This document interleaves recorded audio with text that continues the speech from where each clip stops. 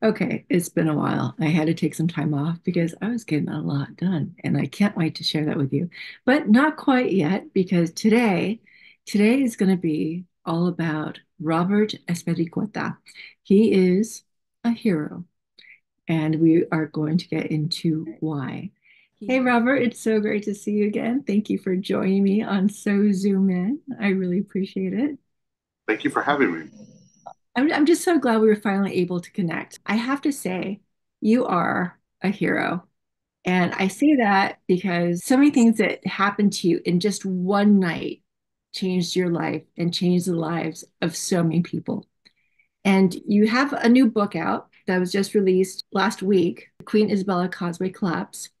You also made a documentary about it. I really want to talk about how that event happened and how it changed your life and how 23 years later, September 15th, 2001, how That's the event is still impacting people's lives. And I know there's so much to the story. And so we'll probably go back and forth.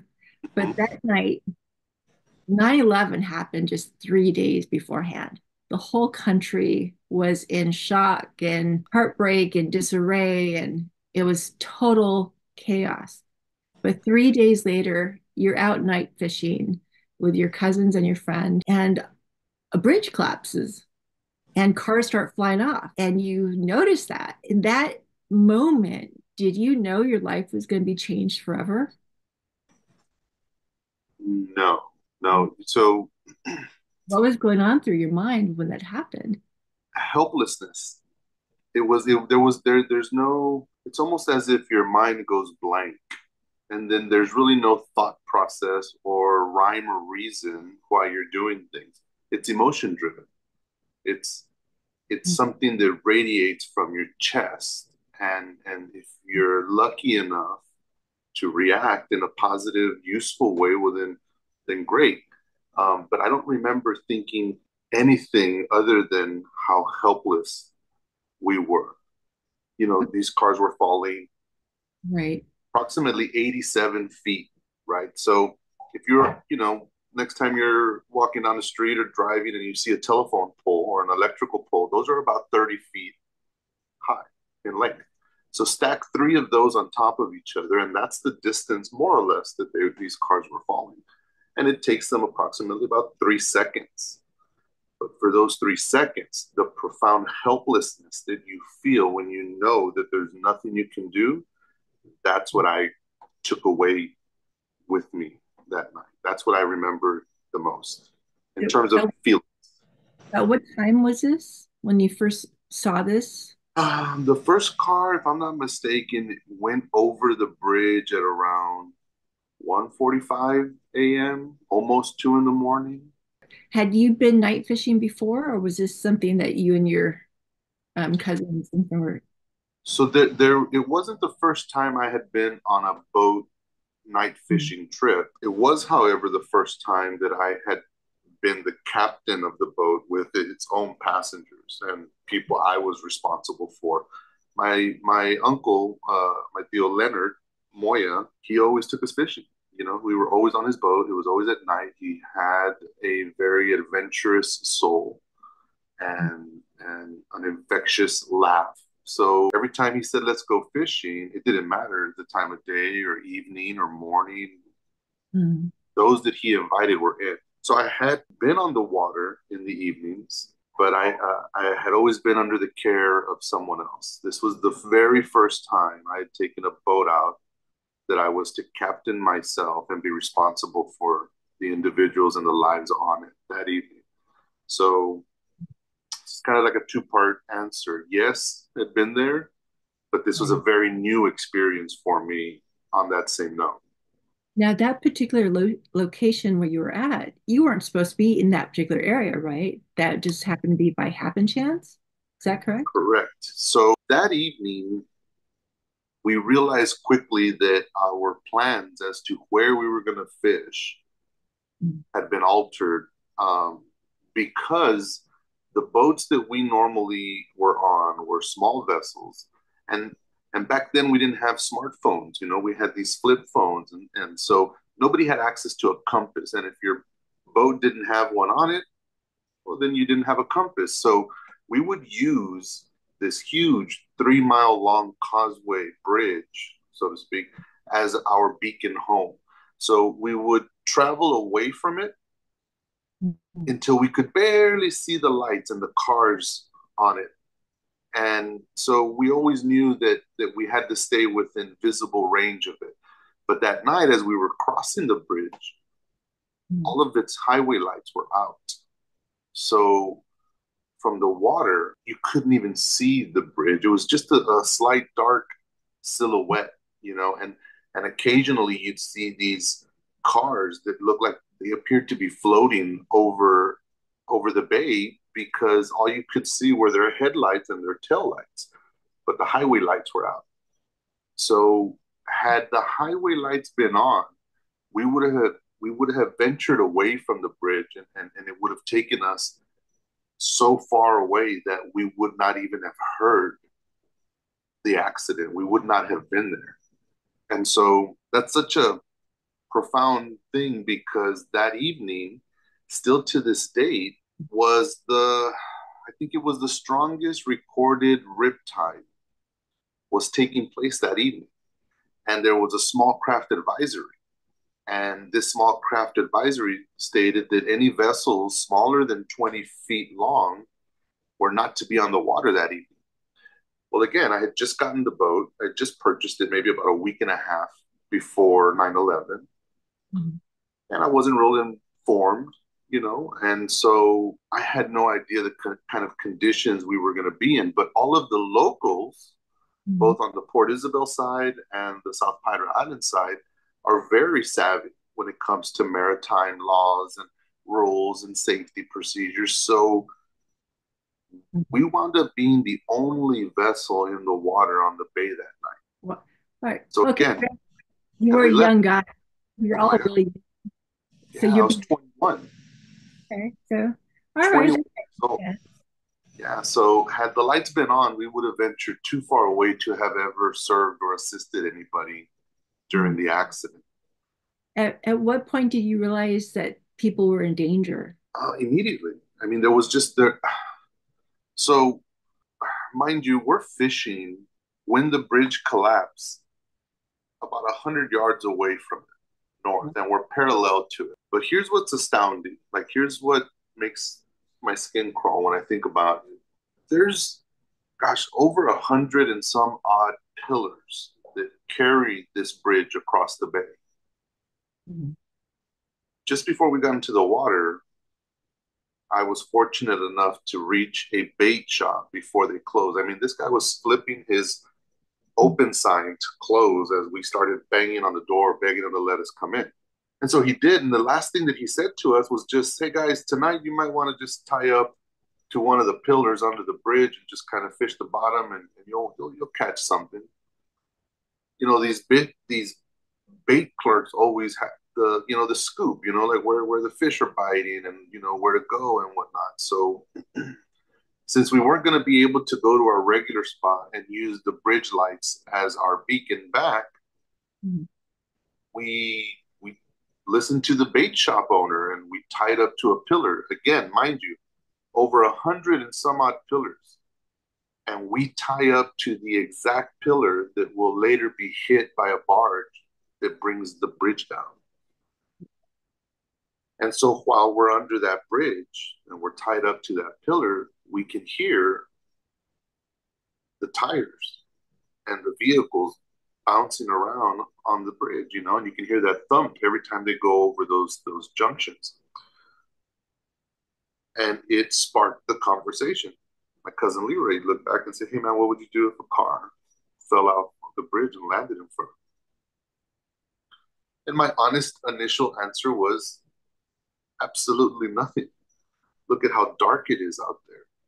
Mm-hmm. There's no way I would jump into that water unless I would have had to have recognized the vehicle, mm-hmm. and known that a family member or a loved one was in the car for me to risk anything. And we all kind of disputed and kind of discussed what the different scenarios might be. And after that, we moved. 45 minutes later, we hear this, gosh, it's just like this thump, just this dead hollow thump. And immediately after that, we hear this metal grinding with concrete and this really scraping, screeching noise. And it brings us all up to our feet, and we're still holding our fishing rods, and we're looking around like, wait a minute, something's going on here. And we the look off towards the bay, and we look at the island, and it never occurs to us to look at the bridge. But then somebody says, "Look," and points in the bridge's direction, and it's pouring. It's just there's this section of the bridge where you look at, and there was just this rain. It was just like a torrential downpour in this one section. And somebody says it was thunder. Look, it's raining over there. And just when he said that, a car headlight cut through the rain and fell for 3 seconds. And it was the first car that hit the water that night. That water, that rain that we were looking at, it wasn't rain at all. The section of concrete and highway that hit the water beneath it when the bridge collapsed splashed the water so high that it was taking forever for the water to flow back down. And it looked like rain. And Yeah. so we're staring at this downpour and we're trying to figure out there's no clouds above it when we saw the first car go off. And 4 seconds later, the water swallowed it whole. I've seen it in movies, and you and I kind of have a little familiarity to the movie industry. And these cars, they take the motors out, they take the transmissions out, and they kind of float and bob and weave before they are completely submerged. In my experience, that's not the case. These cars hit the water, and the water swallowed them whole, and immediately they were just gone. Wow. And so that's when we knew that people Mm. were in danger. And my first initial reaction Mm. was to flee, was to seek safety. I had loved ones on my boat, Right. and I did not want to return without them. And mind you, 9/11 had just happened 3 days prior. There was some speculation about armed forces forcing their way in through Mexico and through some of these ports of entries. And so all of that was kind of festering and looming for a couple of days. And then I realized that the largest structure in New York Mm. crumbled. And now the largest structure in my neck of the woods is hemorrhaging vehicles, and it's down, and we don't know what's going on. So my initial reaction was to leave. So There then what was no happened? courage there. So at what point did you realize you had to I do didn't.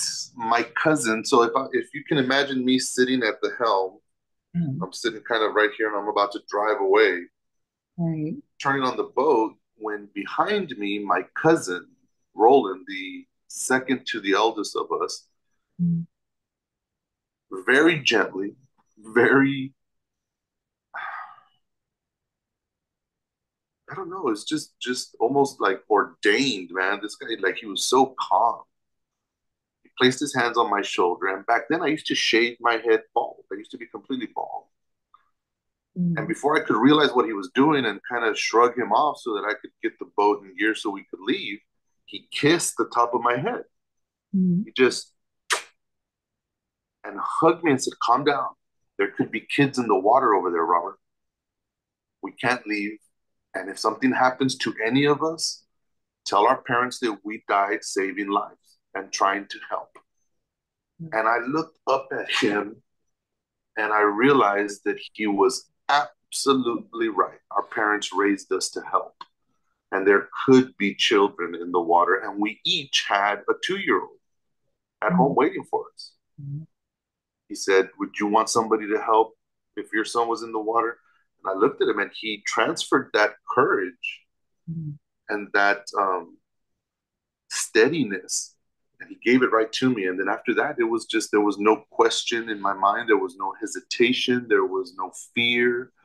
It was it was an amazing feeling. It just did not matter anymore what happened to us. We were the only boat on the water, aside from the vessel that crashed into the bridge, for an hour and a half after the accident happened. Had we left, the three people that we ultimately rescued Mm-hmm. would have all perished. You know, they would have all either drowned or got sucked into the current, Right. or God knows what. But yeah, no, my initial reaction was to flee, to leave, you know, and to get the ones that I had with me in my boat to get them to safety. Right. But that's not how things happened. And still today, 23 years later, the ripple effects of that evening. I mean, well, look at this here, right here. You and I are talking about it. There's a book out, there's a script on it, and you know, there's an award-winning documentary. So the ripples continue to impact and spread over 23 years of since this tragedy. Well, what was like you saved the first person and you get that person on your boat. What did that feel like? You know, were you in that moment or were you focused on, okay, who can we save next? I mean, It or was it was like pulling my sister into the first person that we pulled out of the water. Her name was Bridget Goza, and she was a very young and vibrant person, and she was teaching, I believe, elementary or grade school at the time. So we're about 100 yards away from the accident, right? And by the time we throw everything off of our boat, I'm talking fishing rods, ice chest, anything and everything that was in the way, we dumped to make room for possible survivors. Then we made our way towards the bridge, towards the accident. And in the time, excuse me, that it took us to do that and get there, by the time we got there, the last two cars were already pretty much falling and on their way into the water. This whole time, Sophia, we are yelling at the top of our lungs to people in these cars that we know cannot see us, hear us, have no idea of what they're driving into because, mind you, the bridge collapsed right after its highest peak. So you're at the very hump of this thing and you're about to go over the next side, and there's just no next side. There's no other side of the hump. So we go back to that helplessness, you know, every time a car's tires came off the bridge, every one of us that was yelling would just stop. And we'd look up and there was this silence. And we'd watch the tail lights of these cars that are falling just flare up, and we'd hear the engines rev and echo throughout the underbelly of the bridge, where these individuals are just stomping on the gas and on the brakes within their cars on their way down. oh my God. And so silence. I remember every time a car would come off, the yelling would stop, and it was just this. You're looking at this, and your yells are for nothing. They fall on deaf ears, and only the wind is catching it, and there's nothing you can do. So we would silence ourselves, watch the cars hit and sink like rocks, and then go right back to yelling. Well, it Mm-hmm. became obvious to me that we were never going to hear anybody who was in the water because of how much we were yelling and how chaotic we were being. So I very aggressively asked everybody to shut up and just be quiet and start looking for signs of life. Mm-hmm. And it seemed like after a split second of that silence that we offered, we heard Bridget in the water, and she was backpedaling Mm-hmm. and maneuvered the boat right next to her. And this woman, still today, is a Port Isabel native, born and raised. She had swam those channels. She had spent hours and hours throughout her youth in these waters. this wasn't something that she could not have handled. She climbed onto our boat with almost zero assistance from us.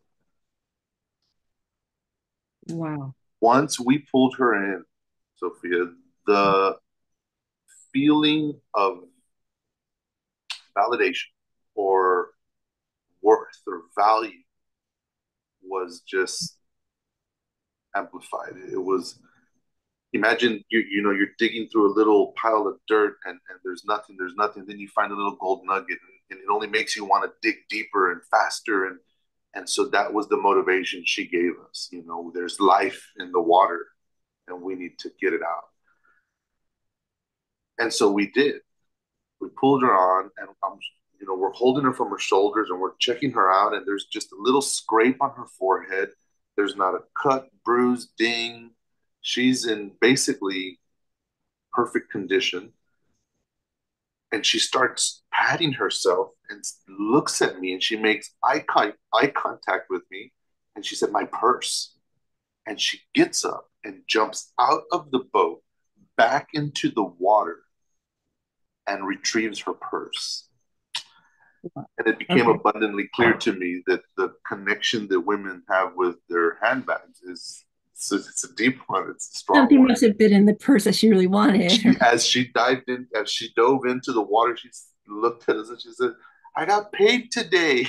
She jumped in, and yeah, she came back with her purse, and I was astonished. I was like, "Oh my God, what is she doing?" And she came back, and she had her purse with her, and she says, "It was paid today. I got my pay and my rent." And she was just going on and on and on. I was like, "Wow, what an amazing individual!" Like, that was just shocked me. And in that little chaotic moment, we heard another voice. It was Mm. the second individual who we ultimately wound up saving. As we maneuvered our boat around to go chase the boys in this dark bay, all I had was this little spotlight, right? Just this little handheld spotlight. So you could only see what that was pointing at. The rest around us was just dark. And sure enough, we saw his hand, and he was kind of waving, and I made my way to him. But as I did, somebody on the boat caught a glimpse of another lady. Mhm. So I brought my spotlight, as they said, "Look over there." And every head on the boat turned with the light, almost as if they were all fixated on where that was pointing. Our eyes were all searching for something, anything. And I could almost feel everybody's head turn around with the light. And when I spotted the woman, I realized that she was drifting further and further away. By this time, my boat was right next to the second person that we had found. Mhm.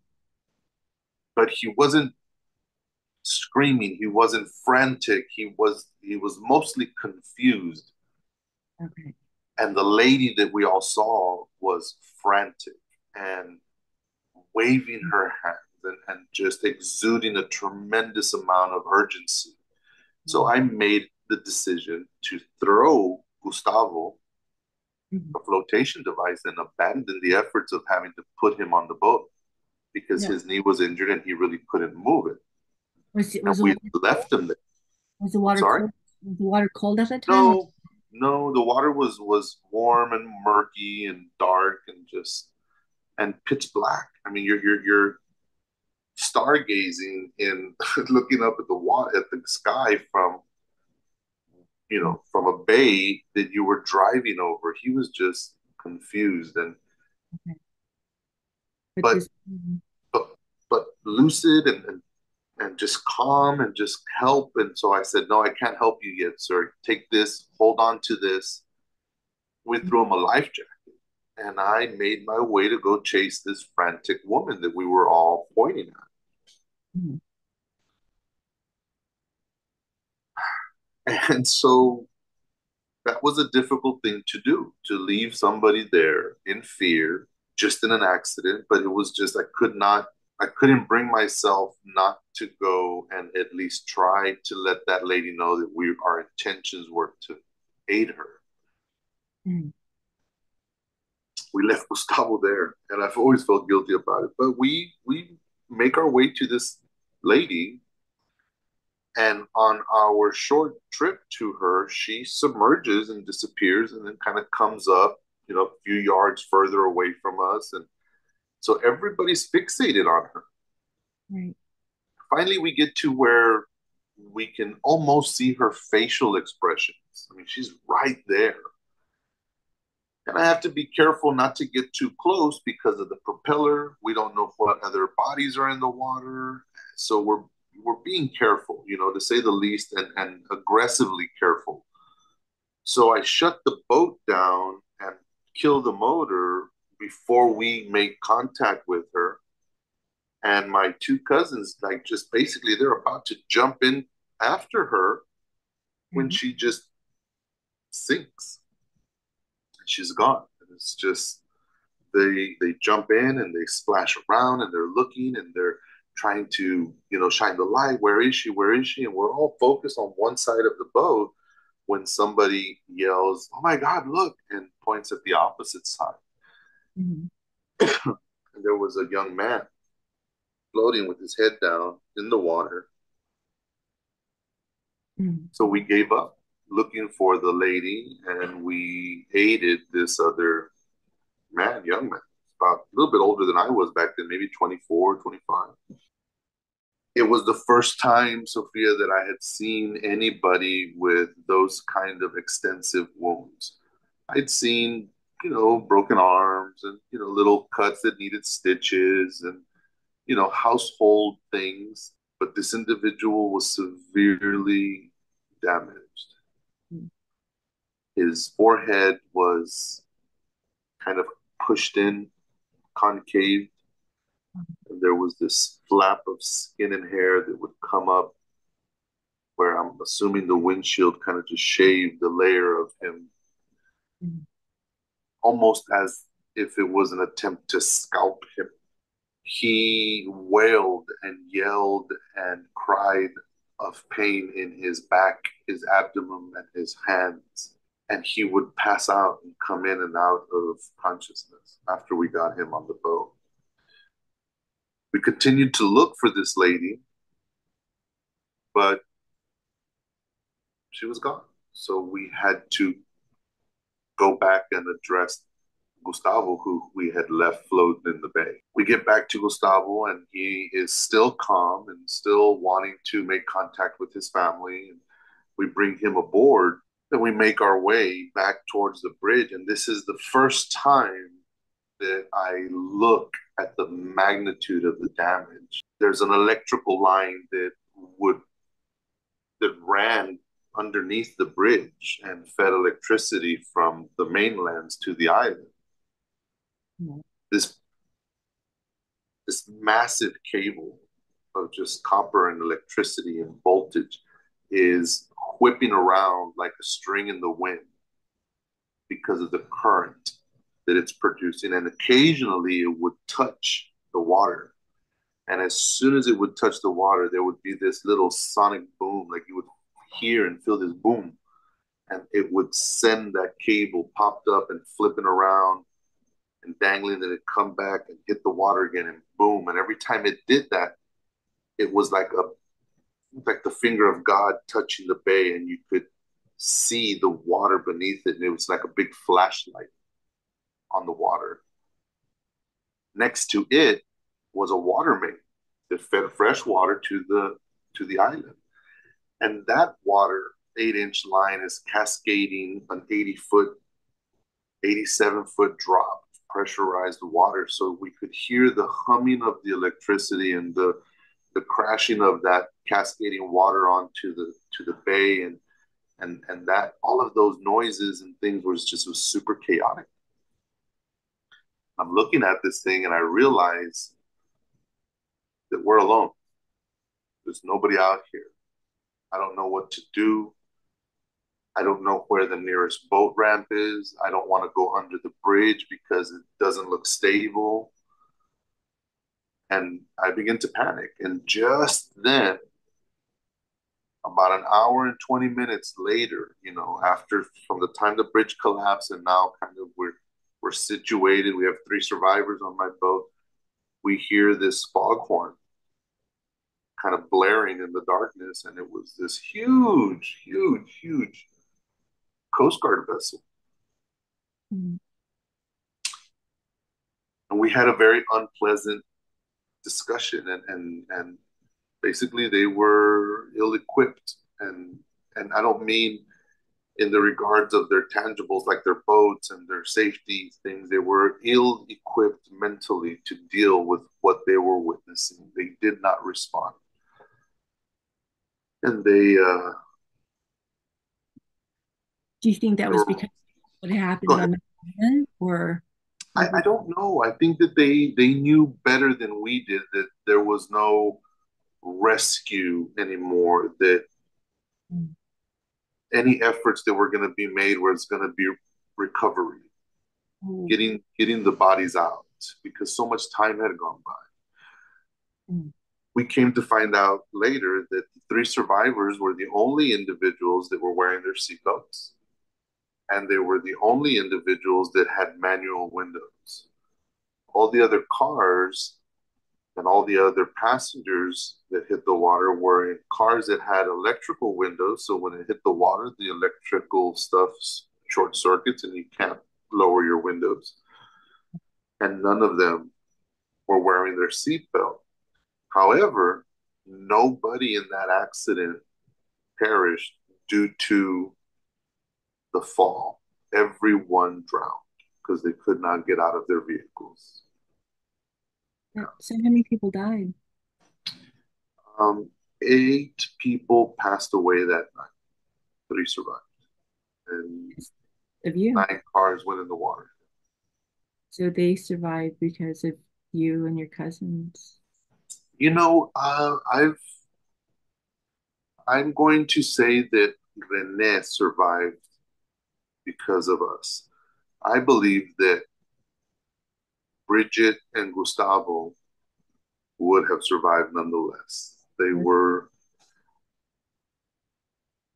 I just think back, and they were able, and they were capable, and they were motivated. They both had their families on their minds, and they were both eager to get somewhere and get to safety, not because they were concerned about themselves, but Right. because they were concerned about their loved ones. I believe that they would have eventually found shallow enough ground and they would have walked right out of it. Rene, however, was severely injured. He could not swim, move, maneuver his body in any way. So Mm. so we aided 2 and rescued 1. Truth be told, it's always been my humble opinion. A lot Mm. of people say we saved all 3 of them, but I think we helped all 3 of them. Okay. Well, it was dark. The lights. So when did cars stop flying off the bridge? At what point?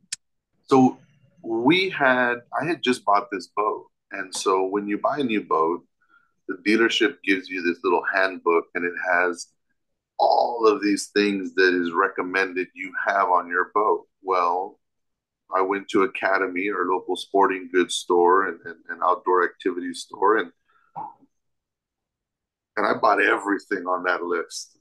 Just everything: life jackets, flares, just flags, floaties, all kinds of stuff. And so we were using the flares and Mm. we were waving them and stuff to try to get the people on the bridge's attention. Well, that ultimately worked before we abandoned those efforts, and a man Okay. on the bridge kind of came over to the side and was asking us if we needed help. And we're like, no, the bridge is out ahead. You need to stop driving, stop the traffic. He thought we were trying to get his attention for him to help us. And we were Yeah. trying to stop traffic. That individual ultimately stopped the traffic and stopped the bleeding, so to speak. Good. That's good. Did you ever get a chance to meet him? No, that individual never came out, never said anything. We don't know if he was a native, local, a tourist. We Mm. don't know. I mean, South Padre Island is a very, very active tourist place. It's been on, the Travel Channel's top 10 beaches in the United States, and it's really well known for spring break. And So that individual could have been from anywhere and any place. As far as I'm concerned, he's an angel because he rescued everybody else who was driving obliviously towards their demise. I mean, had he not stopped traffic, we don't know how many cars would have fallen in. Right. So you have these three people on your boat. The coast or the big ship, Coast Guard, obviously aren't doing anything. So what do you do then, especially with Renee in such dire That straits? Coast Guard boat, after we basically tell them to go screw themselves because they were just incompetent to say the least, they direct us to another boat which is floating on the opposite side of the bridge. So we have to make our way under this bridge that is literally looked like it's wobbling. Like at any moment, another section is going to collapse. And that was stressful, but we made it across, and we get to this other vessel, Mm. and immediately shout out to Chris. I don't know, Chris. I don't know if you're out there, if you see this, but I always thank you. This one Coast Guard guy, all I know is his name was Chris, jumped off of his vessel that was like way higher than ours, maybe about a 7 or 8 foot drop down to my little boat. Lands on my boat and begins to offer aid. Like, I mean, he flopped on our deck like a sack of potatoes. Like he hit himself. I know he got hurt, but he didn't feel any pain for himself. He didn't. He disregarded everything, and this young man who was probably about our age just went into action, and his training took over. And he starts, yelling at him, "Lower me a gurney! This man needs help!" And they roll over this rope ladder, and Bridget and Gustavo, who are mobile on their own, climb and they get up onto this huge deck. Meanwhile, myself, Roland, Leroy, Tony, and now our new made friend Chris, the Coast Guard agent, are strapping in Rene, who is really hurt, and he's like putting gauze on him, and we got him strapped up to the gurney, and he's in the gurney, and we hoist him up vertically, and we push him up to this Coast Guard vessel, and the Coast Guard crewmen grab the gurney and they pull him up quickly. And just then the captain comes out, and I can hear him yelling. And he says, "We're not leaving. We're not taking on any passengers. That man needs to take those people to our station." And he points to South Padre Island, which is, for all intended purposes, maybe a 5-minute boat ride if you're full throttle. Right. So he forces the three people who we rescued off of his vessel. They're barely getting a sense of security and safety. And he makes them climb back down that rope ladder, and they feed us back the gurney and put it onto my little tiny boat. Mind you, his boat, as far as I'm concerned, is the China wall. Like it goes on forever in both directions. I can't see the opposite side of it. But on the other side of where he was, on the mainland side, was the command center. All of the ambulances were there. The helicopter was there. All of the cops and EMS people that showed up were just on the other side of his boat. And this son of a bitch sent me all the way across to the island to where his station was. And I agreed because I said, okay, what's 5 minutes? As soon as I started giving the boat, some gas, the choppy waters had gotten worse, and that boat started slapping. And now Rene is on a gurney. So every time that boat bounced, he was in pain. So my full throttle 5-minute trip turned into a 20-minute trip, just barely putting the boat all the way across. It didn't make any sense. And since we were so discombobulated with everything, we obeyed blindly. We go there, we get there, we unload everybody. Chris, this Coast Guard young man who opted to join us on this little journey, jumps off my boat before I even get it fully into the dock. runs in to go get help. We start unloading everybody again. And here comes Chris walking back to us, slowly dragging his feet, completely demoralized. And he points out way past me and he said, "We should have gone to the mainland. There's an ambulance here. The bridge is out. How are we going to get anybody to a hospital? There's no hospitals on the island, and there's no electricity on the island." We had to load everybody back on my boat and make another 25-minute trip across the bay Mhm. to turn these people in to people that could actually render aid and help them. It was a cluster. It was just a mess. That night was, Hearing at this point, was he conscious or unconscious or? it was in and out of consciousness. And that time that we spent moving around and misdirected offered me a miracle. I call it a miracle. Because throughout that little journey, that little trip, Mhm. while Rene was strapped into the gurney, he would look up at me from his restraints and start saying, "Call my dad, call my dad." So everybody wanted to be of service, everybody wanted to help, everybody started reaching for their phones. Mine was sitting right next to my steering wheel of the boat. So I grabbed it and I flipped it open, and it was me who said, "Give me the number." I was the first. Mhm. And so he did. He gave me the number. And I called it. He recited the number, you know, I called it. And this phone doesn't even ring a half a beat, Sophia. I'm telling you, it barely rings. And the clearest sounding voice was on the other end. And she was speaking to me in Spanish.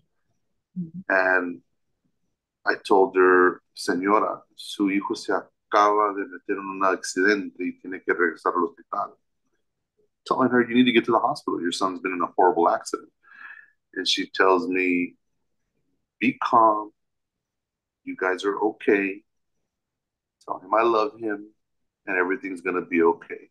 And she hangs up. Click.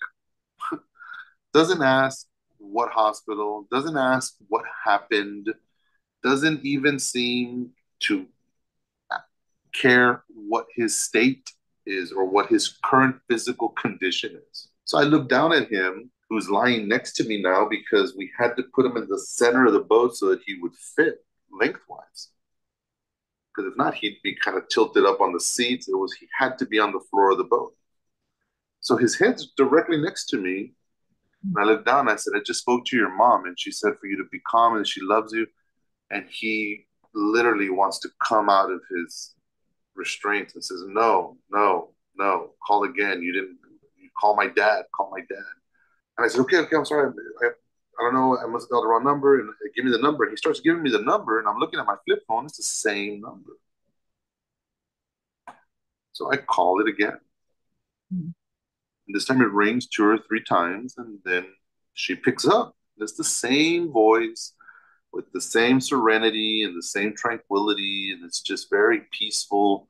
And she's just telling me, "You're okay, son. You're okay. He's okay. You guys are safe now. Tell my son I love him," and click. I relay that information to Rene, and he gets so frustrated and starts squirming that he passes out. Well, he comes to right as we're getting to the mainland and we're offloading him to the EMS crews. And he says, "Call my dad again, call my dad again. You're not calling the right number." So as I'm watching him being wheeled away, I call his dad, and finally a man answers, right? And Mhm. by this time, I'm a little distraught, to say the least, because this lady has been hanging up on me and she's been nonchalant this whole time about this tragedy, and she's not getting the devastation. She's not getting it. So this poor man just answers, and I start just yelling at him. "Your son was in an accident. The bridge collapsed. Mhm. I just spoke to your wife," and click. He hangs up on me, and I'm in awe. Like, what the hell is wrong with these people? I call again, and he answers, and he's just as aggressive as I was, on the call just before that. And he starts on, look, you little, son of a bitch, and this and that. Quit calling my house. And I yell even louder, and I said, is your son in a blue Mustang? And he pauses, and I said, he's like, yes. Is his name Rene? Yes. And I said, he was in an accident. His car went off the bridge. He's on his way to the hospital. You need to get there.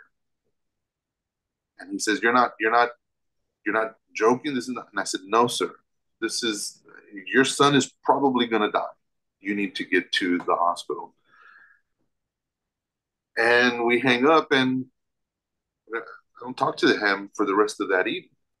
We turn the people in, and as we're sitting on the pier, licking our wounds, literally, because we're burnt from these flares that we were waving like madmen in the boat, they're dripping this like lava consistency type of wax. It's basically a high powered candle, and all candles melt. Well, as we're driving the boat towards the bridge, we're waving these flares, and we're flinging this lava melting stuff all over each other. Mm. We don't even realize it. But once we get to where we can breathe, and we're on land and people are safe and there's nothing more we can do, I realized that the nylon shorts that I'm wearing got a large block of this melting whatever, and it basically melted the fabric right into my skin on my thigh. And so we're in pain, and we're wet, and there's blood all over us, and it's this really gnarly scene. And this Pastor Hyde, who was summoned there to pronounce the people deceased, and give them their last rites, if that's what their religion called for, or whatever. And so he's there waiting and praying, and he sees us in his peripherals, and he was called to us. He just came to us and said, "Are you guys okay? Were you in the accident?" And we're exhausted and fatigued and pain. I look up and I said, "No, we weren't in the accident. But you see those people that they're leaving with? We saved them. We were fishing under the bridge." And this man's demeanor went from concerned and just grim and dark to overly joyed and overly happy. And he just kept reiterating to me, God had you there. God, you were there for them. And he was just praising God so profoundly and profusely that he had somebody there for these people that night. Mm. And then he said, "Can I pray with you guys?" And so we kind of huddled up like a football team, and he bowed his head, and as we did all, and he prayed. And then as we were looking down, and as he's praying, he got a clear view of our shorts, and all Mm. of our shorts were burnt, and we all had kind of little wounds here and there. So when we're done praying, he goes, "You guys are injured. I'm going to go get EMS. I'll be right back." The Texas Rangers are the people who came back and took us into custody because of 9/11 and because of the things that happened 3 days before in the Patriot Act and all these things. They weren't taking any chances. And since they didn't know what had happened that evening, and we were still to this date the only witnesses, Right. they wanted to know what happened. So they cleaned us up a little bit, Mm. and they walked us over to the Port Isabel police station, and they separated all of us. And they forced us to tell them what we had done since 9/11 to that morning, to that moment that we were with them. We had to dictate it out to somebody while they recorded. We Mm. had to write it down in our own penmanship and in our own ink. And then we had to tell a lady who was typing it up on a little stenographer thingy machine. Mm. Every entity from Homeland Security to FBI and Texas Rangers all wanted their own version. And they separated us immediately. Like we weren't all in one cell. I was in a broom closet. Leary was in a detective's office. Roland was in the like the little kitchen area, and Tony was somewhere else. And after 8 hours of them interrogating us, we hear this huge pounding on the door. Well, at the time, my cousin Roland, his wife was working for an attorney. And so as soon as she got wind of what had happened, she called her boss, and he made his way up to South Padre Island, about an hour and a half from where we live, to claim us as his clients. And he did, and he got us released. The only thing that they left, the only thing that we left were our statements. And in our statements, we all mentioned the lady that we could not say. Because of those statements, they extended the search for her body for 3 days.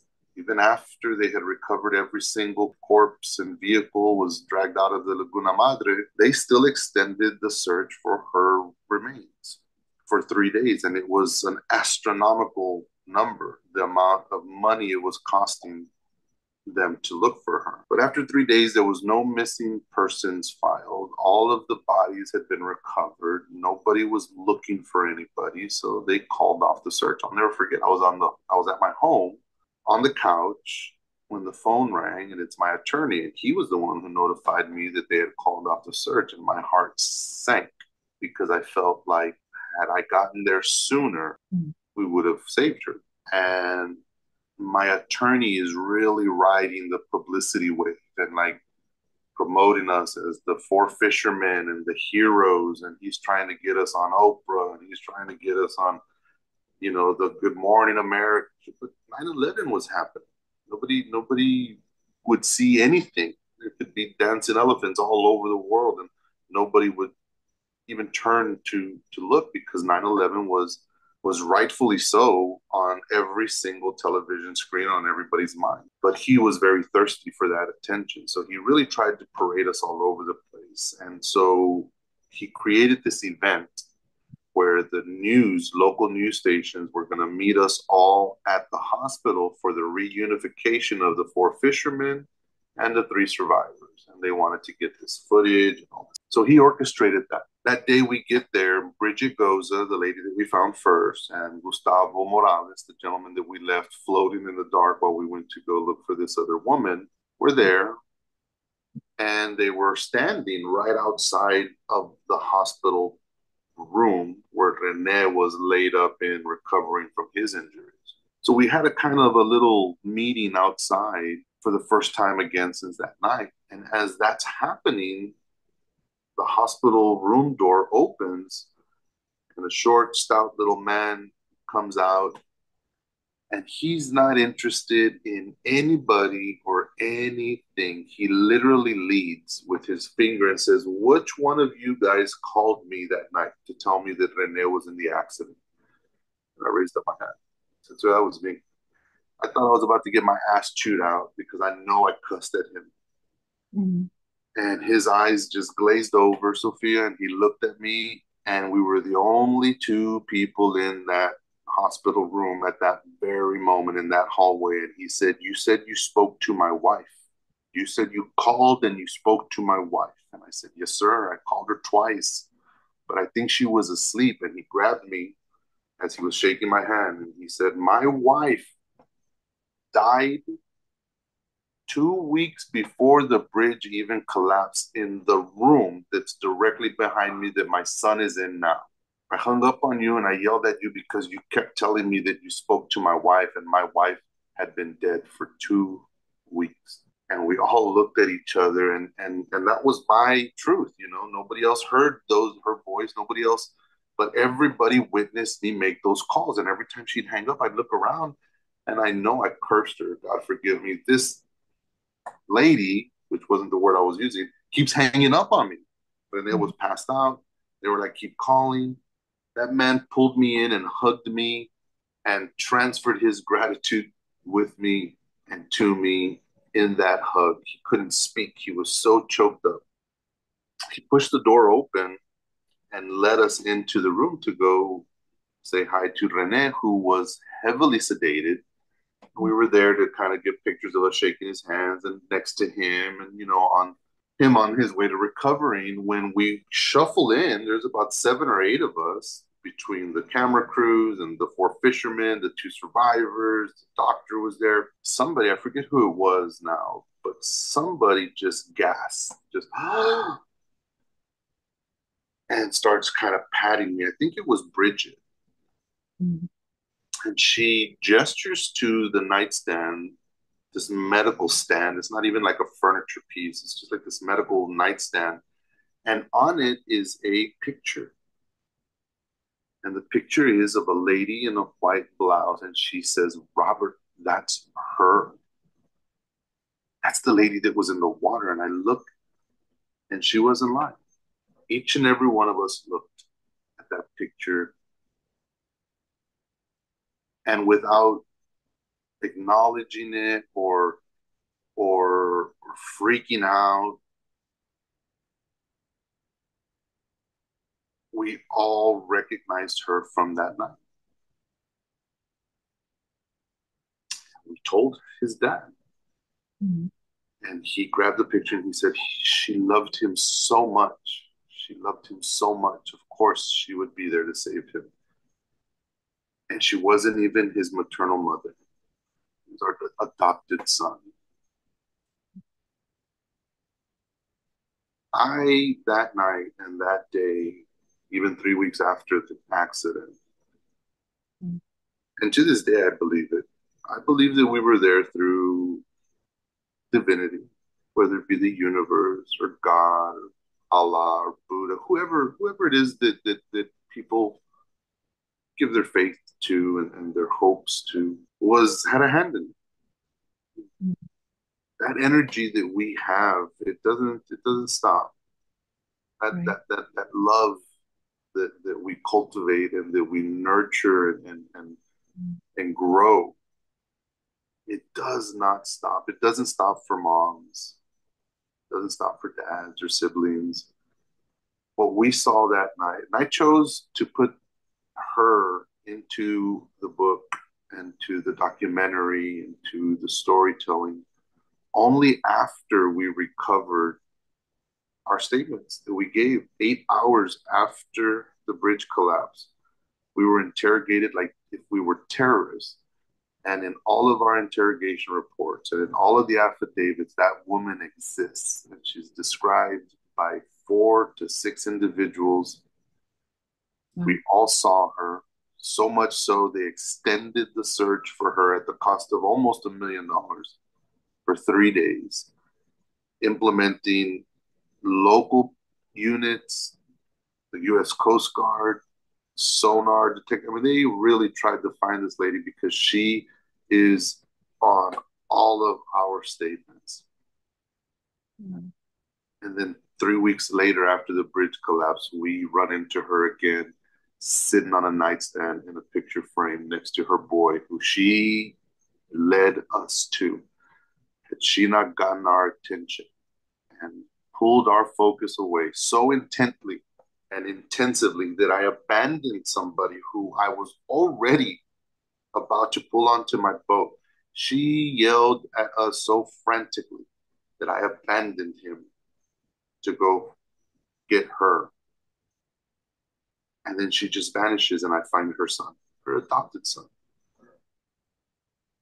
I knew back then that this story would be a book. I knew that I would eventually tell it and bring it to the masses. And I knew, and I know today, that it's to share that belief I have about energy and love and how it's not one iota of it is wasted. None of our love we give or receive is wasted, and it never goes away, and it doesn't fade. And when you love somebody as deeply as a mother loves a child, it'll transcend heaven and hell and death and life. And that's where this motherly instinct comes from. And that's where a woman's intuition comes from. I believe in all these things now. And I know it's because of that night. I know it's because of that act of love that I witnessed that night that saved her son. And so it just changed how I look at my children. It changed how I looked at my mother. It changed how I look at the people who I value in my life. And I like to think that I got you, even if I'm dead. I got you. I'm around. I'm here. And if I can, Mm. I'll peek my head through and guide you the way you need to go because that's what she did for us that night. Had we not seen her, her son would have died. There's not a doubt in my mind. And so I'm not a religious person, Sophia. I'm a spiritual person. I'm a God fearing man. I'm a sinner above all. But as I've been going to these book signings Mm. and as I have been able to command even a small group of people's attention, that's the message that I've been wanting to give. It has little to do with the event that night in regards to the collapse, the Mm. bridge, and the chaos. And I think I tell this story more so because I want people to look at people that they love and understand that they're there with you forever and ever and ever. And even though Rene did not see his mom that night, he'll Mm. never be able to say, I know she was there. I saw her for him. And so that's the message that every time I'm telling people, I look at them and tell them, go home and tell your mom that you appreciate her, that you love her, tell your dad. I saw somebody's mother that night, and I can only hope that one day, God forbid, I'm in a predicament and my mom's not around, that my mom can warn somebody else to save me or to help me or to do something, invoke some kind of energy that will increase the chances of my happiness or my well-being or something. I don't know what I witnessed that night wasn't the chaos. It was the beauty in all of it. How Roland took care of me and said, there could be kids out there, Robert. Kiss the top of my head. Kiss the top of my head and tell me, calm down. The humanity that I encountered in all of that chaos is what I want people to leave with when they finish my book or when they finish the documentary or God willing, one day that they finish watching a movie that we made on this. I want people to have faith in the afterlife and in the energy and in the love that we give people. Uh, it's important to me to share that. Are you still in touch with Renee or the other two? Unfortunately, no, I'm not in touch with any of the survivors with the exception of Gustavo Morales. Bridget was emotionally impacted, and I believe that she, today, from what I've gathered during the diligence that we were doing while we were writing the book and shooting the documentary, from what I understand, she has a little bit of trouble with being out and about, and she's not as social as she once was, and people have made comments such as, we see her every time, the sea turtles need rescuing, or there's some kind of city event where they're calling out for volunteers. We'll see her out, but other than that, she kind of went into a little bit of a, I don't want to say a depression, but a seclusion. She isolated herself from a Mm. lot of the people who love her and miss her. Uh, Gustavo found a new lease on life. His wife was pregnant and he had children, and so he's thriving. And his children are older now, and I see him frequently, and he's just a joy. The man is just incredibly grateful for not that night and being rescued, but for every single minute after that moment. And it's evident every time you see him and speak to him. His eyes are kind and he's aware of his humility. He's just a wonderful person. Rene, when the podcast started doing so well, responded negatively towards it. towards me and the producers of the podcast and the documentary. So we've had very little engagement. I wish him the best. I hope that he one day finds it in his capacity to realize that I'm sharing my story and what I witnessed and what I saw. And I know that he was unconscious for a lot of this and in and out of horrible pain spasms, and they couldn't even let him think. But he's a hero and in his own right, and I can never sympathize with the loss that he suffered, Mhm.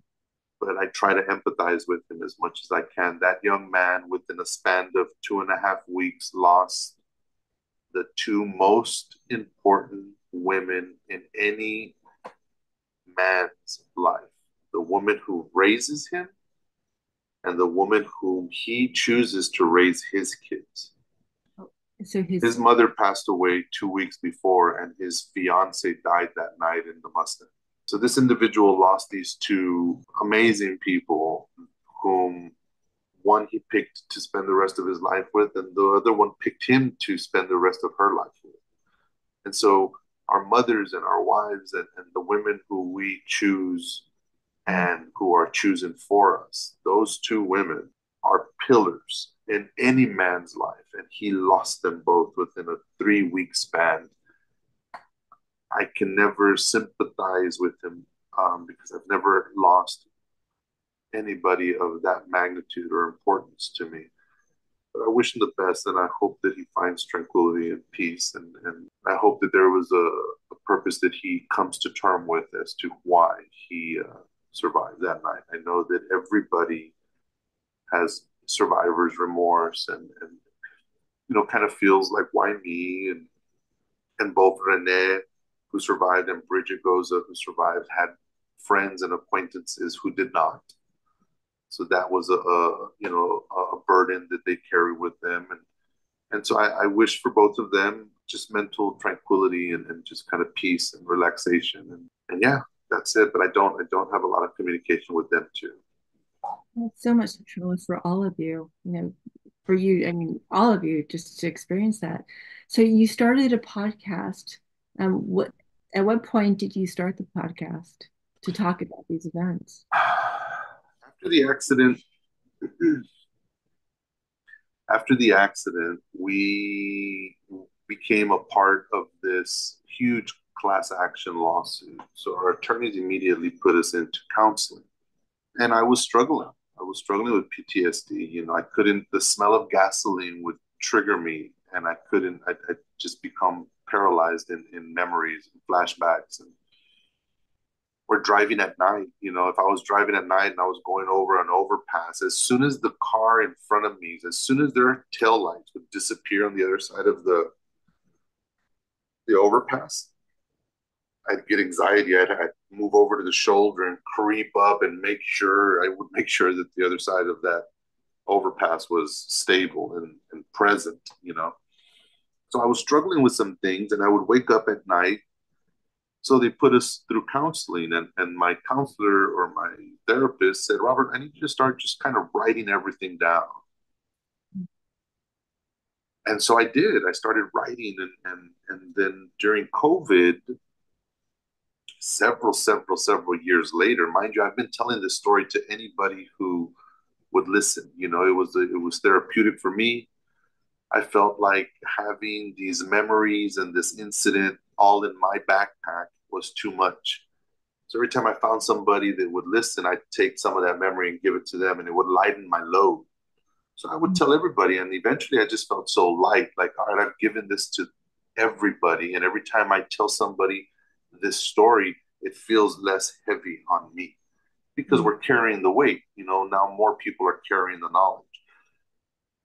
And so I find my notes and I reach out to, for all intended purposes, what would be someone that is basically like a stranger. We've met occasionally, either at my poker club, or his wife actually choreographed my daughter's quinceañera Mhm. dance. So I saw him there briefly, and he was this, and still is this marketing genius, and passionate about film and shooting. And so I reached out to him on Messenger because I was bored out of my mind during COVID.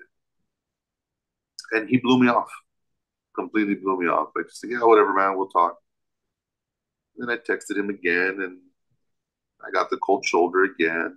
And then the final text was like, hey, man, listen, if you're going to just kind of blow me off, then all right, this is the last time I'll ask you for some of your time. If you want to give it to me, great. It's a great story. I think you'll be entertained. At the bare minimum, you'll be entertained. Mhm. So finally, I think he just kind of caved, right? He's like, all right, come over, we'll do it. So he comes to my studio, and I can tell that he's not expecting much. You know, he's kind of there reluctantly, just kind of like, I'm doing this just to get you to stop texting me kind of attitude. Mhm. And he puts on his headset. I put on mine. He hits record and says, all right, go ahead. Tell the story. Yeah, I'm just welcome back. This is Josh, whatever. I haven't done a podcast in a long time, but Robert has a good story. So, Robert, I'm not even going to ask any questions. Go ahead. And I completely shoot from the hip.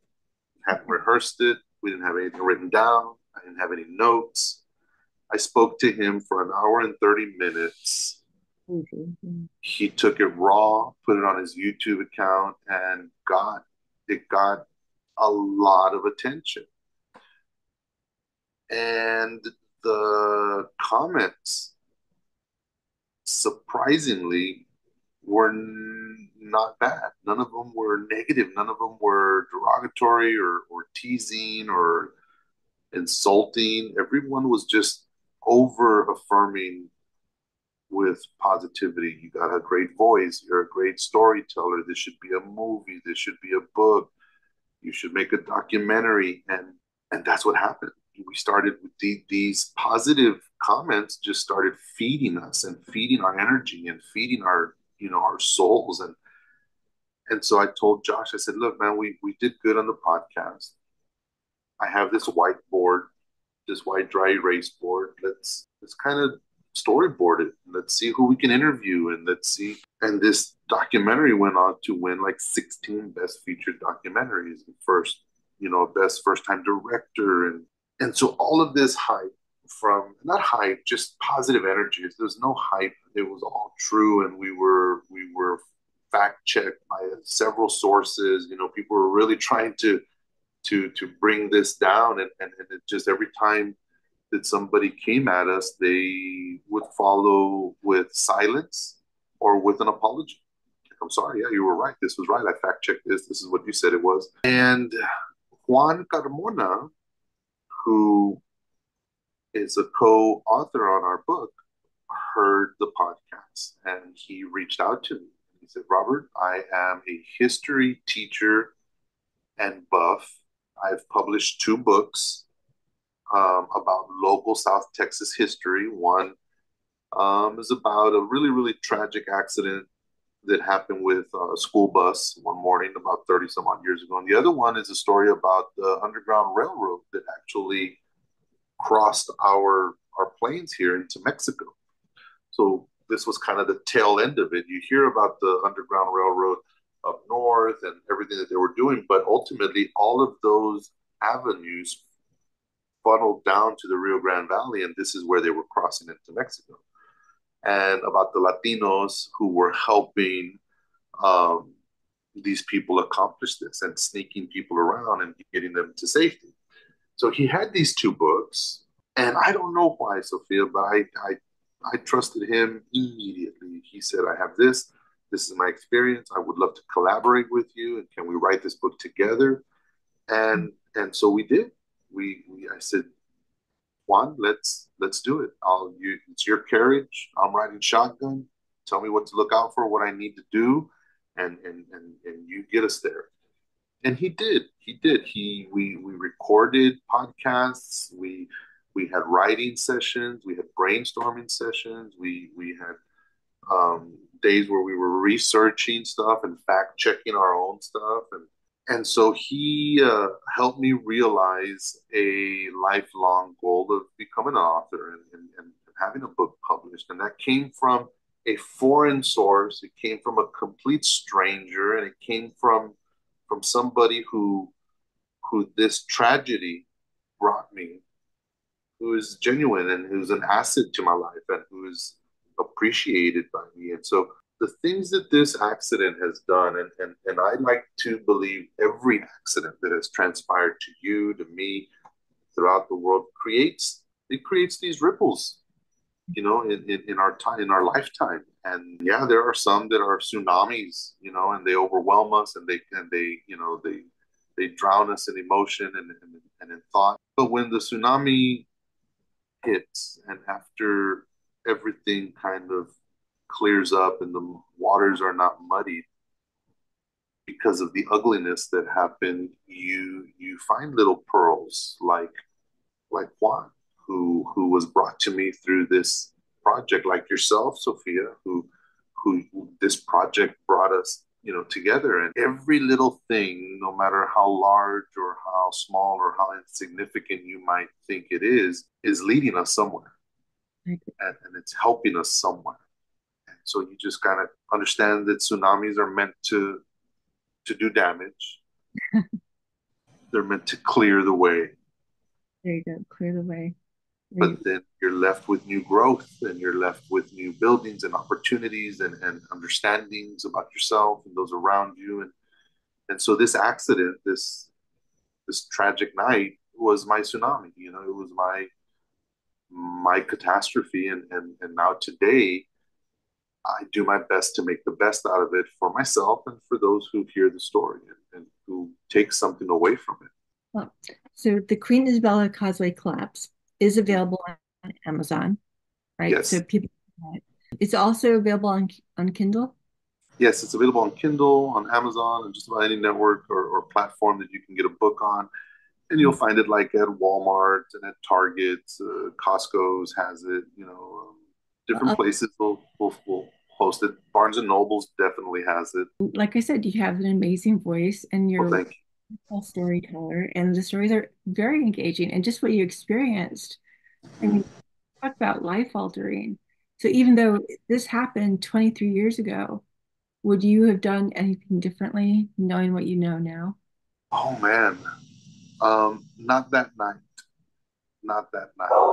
Knowing what I know now, I think that night would have gone exactly the way it went, regardless. My dogs are barking in the backyard. Hey, settle down. And the only thing that I managed to do differently after that accident was just look at people differently, look at strangers differently. I mean, you never know who's going to pull you out of the water or Right. who's going to be there for you. So I think at the age of 21 or 22 years old, I had a very apprehensive attitude towards people. Everybody was foe before they were friends. Mm. And I think that that night led me to understand that you have to look at everybody as friend before you label them a foe. You need to give them that opportunity, because in the book there's pictures of me and what I looked like back then. And I think that the majority of the people who read the book will say, yeah, if I saw that guy in an alley, I wouldn't think that he was someone who's going to save me or help me. Quite the contrary. So You're a good guy. yeah, so Like, seriously. I don't think I would have done anything differently. I sometimes find a little shame that I wasn't as brave and as willing to risk myself as Roland was, without hesitation. But it was a matter of perspective. I was looking out for the people who I knew I loved, and Roland was just looking out for everybody. And so that really changed how I thought about strangers. It's not about who I love; it's about, you got to love